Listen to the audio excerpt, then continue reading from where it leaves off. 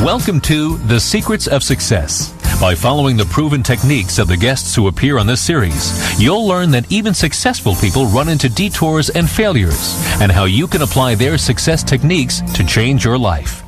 You're now listening to the most unique show on radio, the show dedicated to making you a success. Can your mother's advice be the key to a successful business? Let's find out from our guest, Jeanne Bliss. Jeanne, thanks for being with us. Thank you. So good to be with you. Jeanne, you've written a book, and the title is, Would You Do That to Your Mother? What does that mean? Well, you know, in business, we've become so good at the technical aspects of doing what we do to get what we want from customers, right? But this is about moving us back to the reason we're in business in the first place, which is to support and help people's lives. So it's a conscience question that can be used by every part of the organization. Now, we were having a little fun before the show, but can you tell our audience some of the worst offenses that would make any mom want to maybe wash her mouth out with soap, as we would see in the old movies? Right. Well, and that's the second big chapter of the book is actually called "Would You Don't Make Me Feed You Soap." You know, there's things like would you give your mom a 4-hour window in which you might or might not show up to visit her? Such as the cable right. man? Yeah. Would you put your mom through your phone tree? Oh, no way. Would you leave your mom in the dark in a power outage? Of course not. You know, those are the things, and that's why I'm nudging people along with these. Of course not is the answer to every single one of them. But why are we putting customers and lots of people's moms in those situations? Well, that's what we want you to tell us. Now, really, most companies, I think, have good intentions, whether it's our local dentist or doctor. And so why do they fall into these traps? Because even before the show, we were, both you and my producer and myself, we were talking, and we were just shooting incidences back and forth where we've honestly been mistreated by professionals that we like and really want to give business to, but sometimes they're almost slapping us in the face. Well, and that's right. You know, the whole point when I'm writing this book is to give you mom's benefit of the doubt. There is no company that is intentionally hurting customers or giving them bad experiences. But what happens, for example, is in a situation where you ask an employee for assistance and every question you ask them is, "1 moment, please, I have to ask the manager," or can I put you on hold?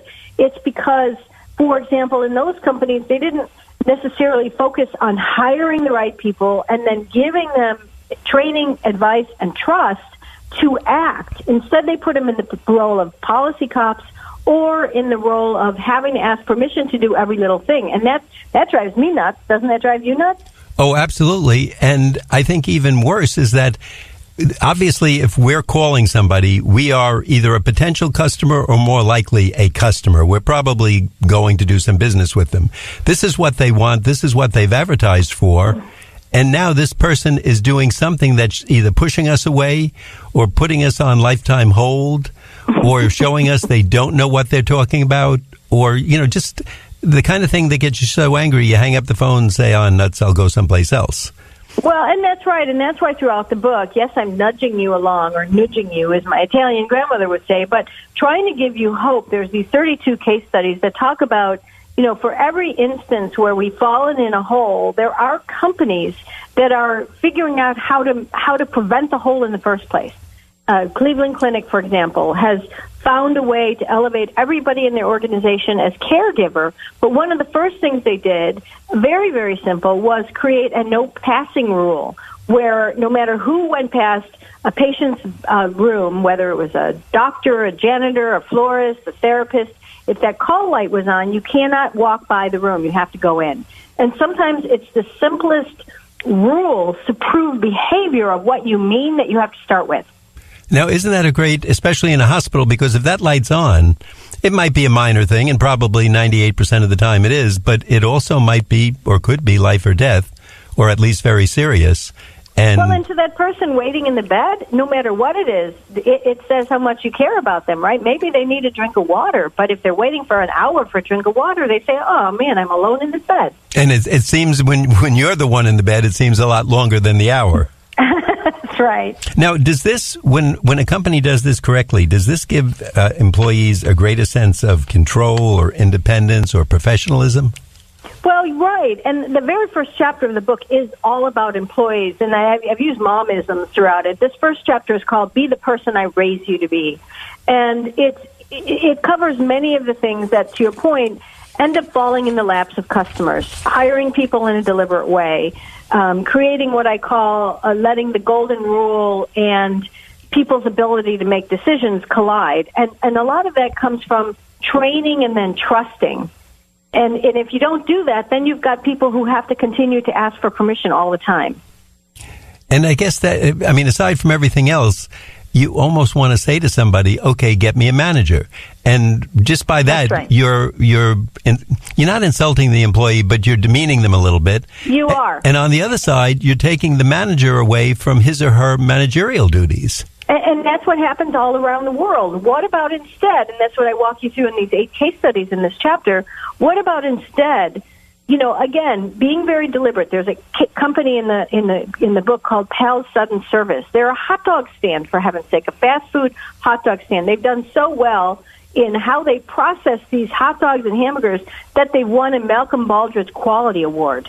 Which is amazing. That's an award given to companies who are so good at what they do, the execution and the process. But what they super excel at is how they hire teenagers. And they put them through what they call a 60-point psychometric survey or assessment to understand the human behind the resume.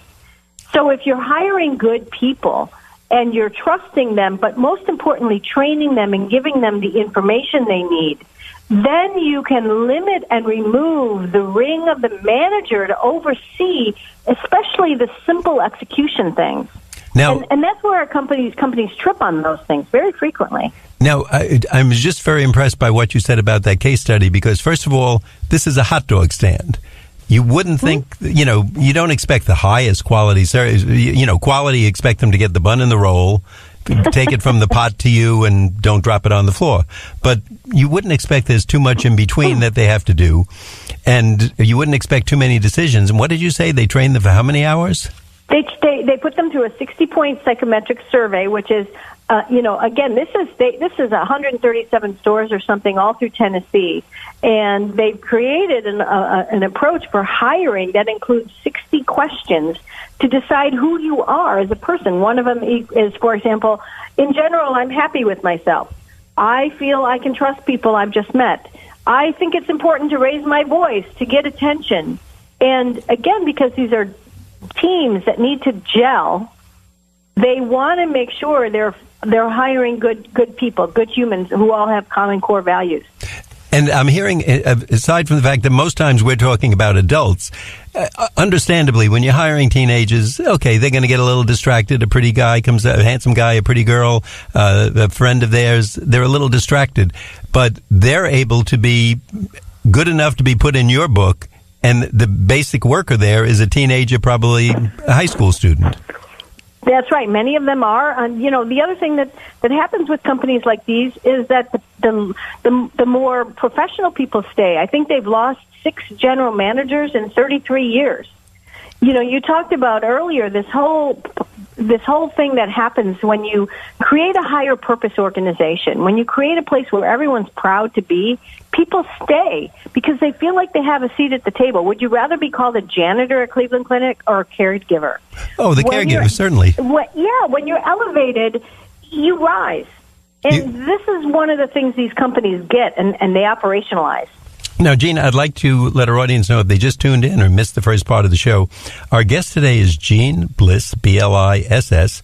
Her book is Would You Do That to Your Mother? Jeanne, where can we get the book? And is there a website where we can find out more?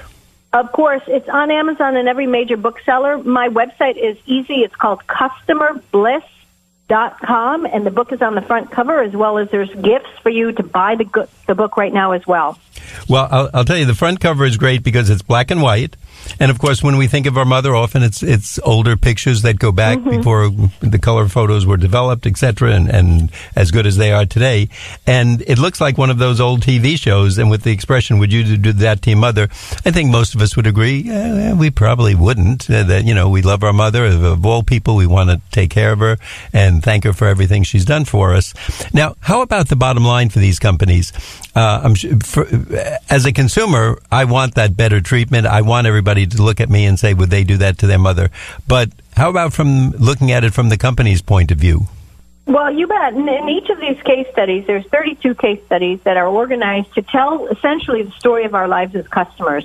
They identify a major thing. When you read it, you'll go, yep, I've lived that. But then they identify how this company in particular overcame it. And the last section of each of this are the impact, the financial impact, the human prosperity impact, the word of mouth impact, and how they've grown in the marketplace as a result. And these behaviors, these mom behaviors, are growth engine. And that's really what I wanted to prove, is that you can earn what I call goodness grit-driven growth. Well, I will tell you, and maybe I'm different, but if I go to a store I like, no matter what it is, I mean, and just maybe it's clean, they're helpful, I love to tell people about it. And right. I will go out of the way to work it into a conversation to say, oh, did you see that food store? Oh, they have such a good display, or the sale items are so good. It's so clean. It's tasty. They give me free sample, whatever it is. And to me, I think that's great advertising, and it's free advertising, right? It sure is. And that's why I try to, in the book, also break it into deliberate kind of groupings of behaviors, but more importantly, activities to take inside your company. This first section is about your employees. And a lot of what we just talked about. But beyond your employees, it's about how you build what you build and how you get rid of the potholes of the experience. The second section is that pothole section. It's called Don't Make Me Feed You Soap, and it identifies the 8 and more major things as customers we experience over and over again. The third chapter gets to what you just mentioned, which is, you can redesign your experience based on customers' emotions and their lives.